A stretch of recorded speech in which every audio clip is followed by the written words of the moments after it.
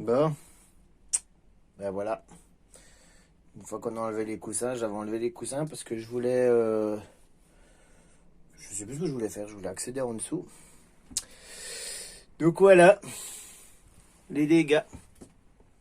D'où ça vient, je sais pas. De l'arrière, apparemment. De toute façon, quand on voit l'état du plancher, bon, ça tient, hein. Mais bon, c'est tout sur les bords.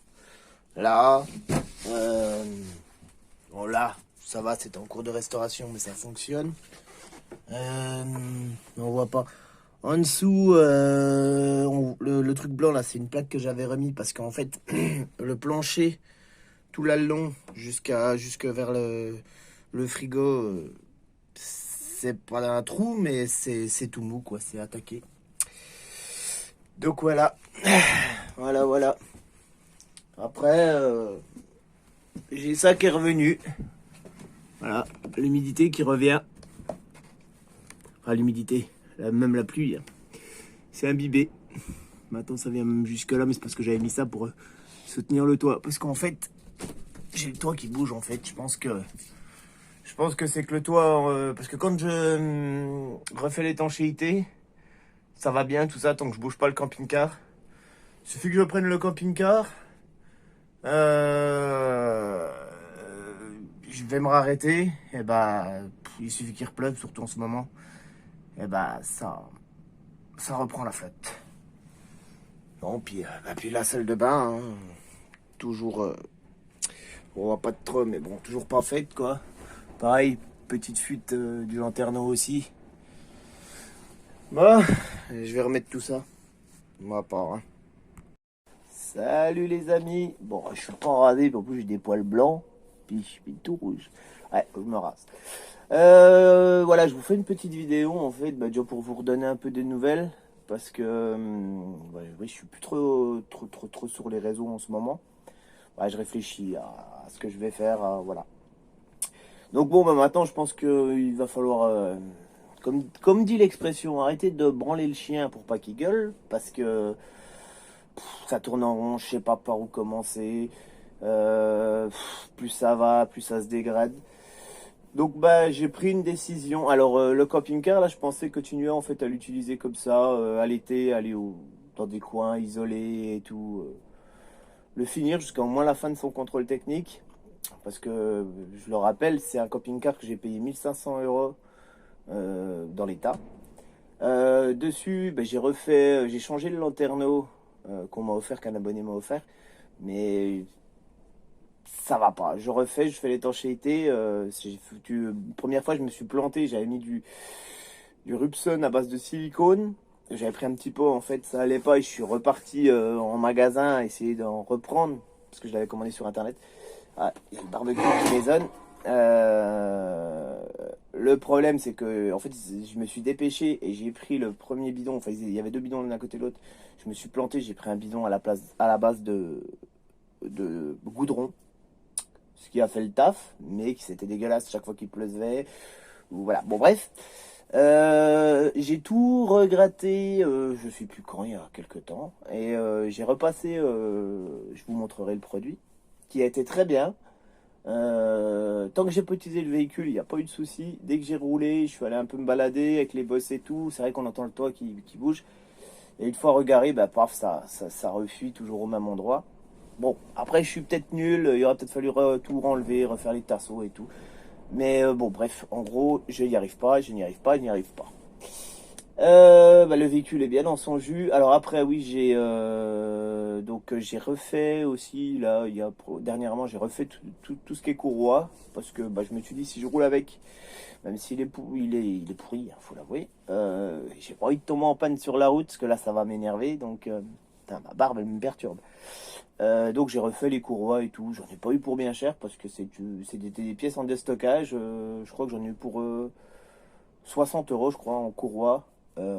J'ai pas refait les galets parce que c'est la courroie avait été refaite il y a 3 4 ans. 4 ans peut-être, ouais. Sauf que le véhicule n'avait pas roulé en fait. Et puis, bon, bah, j'ai refait, voilà. J'ai changé le radiateur, mais ça on me l'a donné. Qu'est-ce que j'ai refait dessus? Bah, j'ai ce qu'il faut pour faire la vidange, mais je crois que je vais pas la faire. Peut-être. Qu'est-ce que j'ai fait? Bah, j'ai fait le contrôle technique. Euh, j'ai fait la carte grise. Ouais, je crois que c'est à peu près tout. Si j'en oublie, voilà. Donc en gros, il me revient entre 2000 et 2500 euros. Parce que, ouais, en comptant le solaire aussi, le panneau solaire et tout. Voilà. Donc bah là, j'ai décidé en fait d'arrêter d'investir de l'argent sur ce projet-là. Et comme je vous disais, j'avais l'intention d'en profiter, de l'utiliser et tout ça. Bah, en fait, je pense que, je suis pas encore sûr à 100%, mais je pense que ben, je vais essayer de trouver à le vendre. Alors, je vais essayer de le vendre, mais au moins, ou à peu de choses près, le prix de revient. Peut-être qu'il ne les vaut pas, j'en sais rien. Parce que j'en ai marre de perdre de l'argent. J'ai eu plusieurs projets. Voilà, le premier camion était pourri. Bon, j'ai récupéré un bel aménagement. Le deuxième camion, c'est un peu comme si je l'avais donné. Bon, je suis parti en vacances avec. Mais voilà, force, c'est frustrant. Donc si jamais il part au prix que j'en veux, il part. S'il part pas, bah déjà il est bien, il me gêne pas. Il est garé, il est assuré, il me coûte rien en assurance. Je range mon bordel dedans, il me sert un petit peu de garage, on va dire, parce que j'ai pas de garage. Voilà. Et si jamais, bah, je le quitte à même après le donner à quelqu'un qui en a vraiment besoin, je dis bien après, je le ferai. Voilà, mais c'est moi qui choisira à qui je le donne et voilà, en connaissance de cause. Comme ça, voilà, voilà. Alors qu'est-ce que je vais faire en fait suite à la vente du terrain, ben, j'ai l'argent du terrain parce que j'ai racheté un petit verger en fait, on va dire, à côté d'un terrain d'un ami qui a un mobil-home dessus pour le week-end. Parce que c'était à vendre, puis il avait pas les moyens et tout. Donc j'ai ce truc-là, mais j'y vais, mais quand il est là, voilà. Donc on a ce truc-là, on va dire, on a deux terrains. J'ai acheté ça avec les frais de notaire, ça m'est revenu à 1000 euros, hein. Donc voilà, j'ai ça. Parce que oui, aussi, je fais une petite parenthèse là-dessus, parce que là, on n'entend que ça, que ça, que ça. Je vous le dis au cas où, si vous avez envie de faire ce type de vie, de vous installer sur un terrain, euh, c'est faisable, hein, bien sûr. Il y en a plein qui le font, ça se fait. Mais ça sera, ne croyez pas que ça va être légal ou légalisé. Parce qu'en fait, bah, c'est pas fait pour vivre dessus. Donc, il y a pas c'est pas viabilisé, on va dire. Donc, pour pouvoir habiter quelque part, bah, c'est bête, mais il faut avoir l'eau qui arrive, les égouts, l'eau pour en cas d'incendie, bien sûr, dessus déjà, faut être pas loin d'un point d'eau ou avoir de l'eau. L'électricité, c'est obligatoire. Et le tout à l'égout, les égouts. Les égouts. Voilà, l'électricité, si vous ne prenez pas de contrat, c'est pas grave, ça vous avez le droit, mais il faut l'électricité. Dans tous les cas, voilà, ce n'est pas, c'est faisable, faites-le. Justement, n'écoutez pas tout ce qu'on peut vous raconter, essayez, faites-le, mais ça sera toujours, voilà. Si un jour il y en a un changement de maire ou quelqu'un qui veut venir vous emmerder, on viendra vous emmerder, comme si vous aviez une maison d'ailleurs. Mais voilà, je voulais faire une petite précision là-dessus parce que bah, j'ai l'impression qu'on pense que je dis à tout le monde de faire ça. Vas-y, on ne dira rien et tout. Moi, je suis pas là pour faire du putaclic. Euh, les gens, en plus, la plupart des gens qui vous disent ça, c'est des gens qui ne vivent pas sur leur terrain. Ils y viennent, c'est du loisir en fait. Ils y viennent, ils font des vidéos, des machins. C'est des lieux de tournage, un peu comme certains dans leur camping-car. Moi, je sais que je vois un camping-car, il suffit que tu y vives un petit peu. Euh, et c'est vite chargé, hein. Bon, bref, voilà, je reviens sur l'histoire du truc. Alors, qu'est-ce que je vais faire? Donc, en fait, maintenant, avec les sous de la vente de ce terrain, plus quelques trucs, quelques économies que j'avais réussi à faire, donc j'ai réussi à régler mes dettes que j'ai eues. Je crois que depuis le dernier coup, si vous aviez eu des vidéos que j'étais parti en petit road trip en tente, j'ai réussi à régler mes dettes. Là, je crois il me reste 600 euros à rembourser et après, on ne doit plus rien. Donc, voilà. Donc, en fait, je vais faire deux projets. Donc le terrain, c'est pas, voilà, pour le moment, c'est pas, voilà, ça existe, mais c'est pas en projet. Euh, je vais changer le camping-car, je vais racheter, je vais mettre le prix, je cherche parce que j'aimerais bien trouver à peu près dans ce que je veux. Alors, s'il y a un petit peu de travaux de rafraîchissement à faire, électricité, tout ça, de toute façon, il y aura forcément à refaire.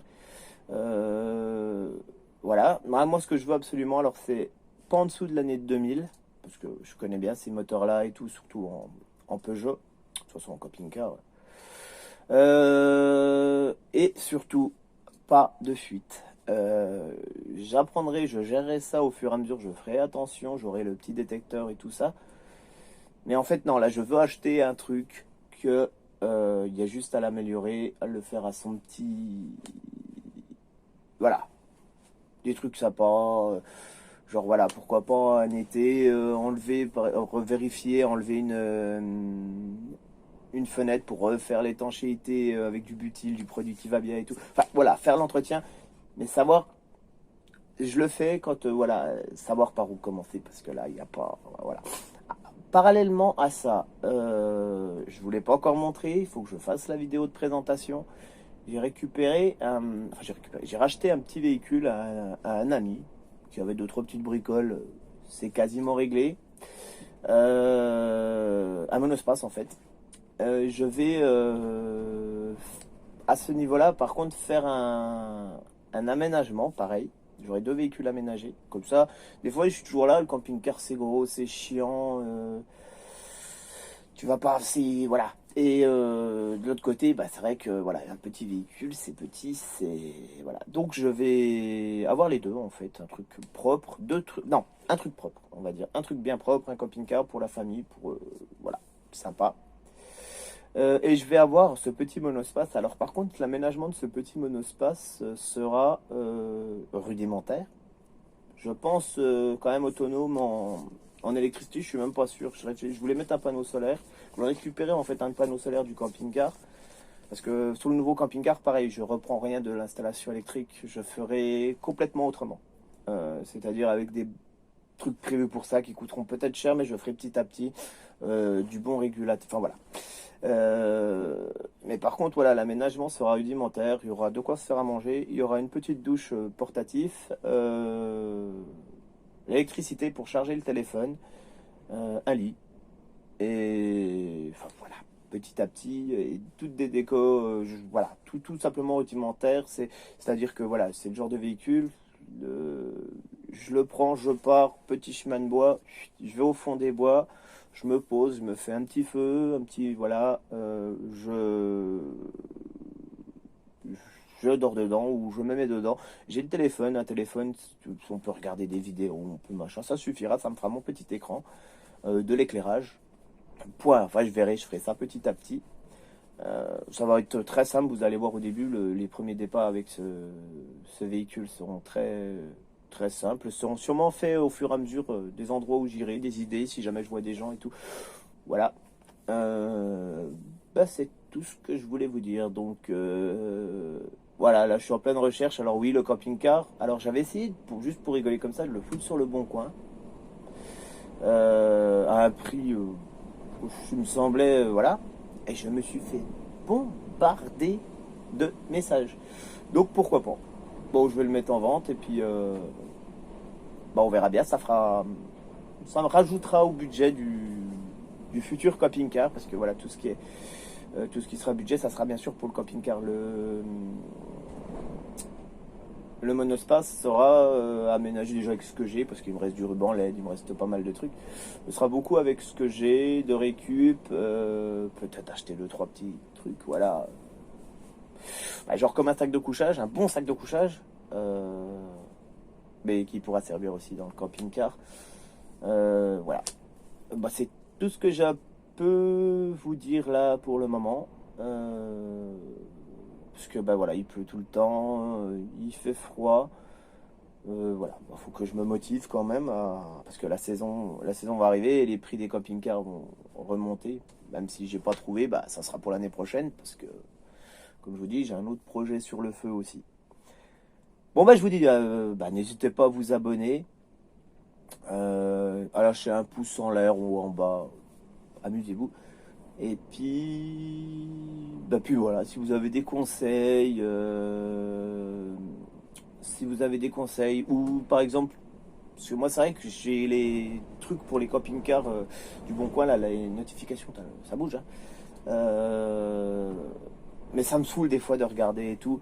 Alors, si vous trouvez vraiment du camping-car intéressant et tout, alors on va dire 15 000 euros, à peu près, on va dire 15 000 euros de budget, c'est pas énorme.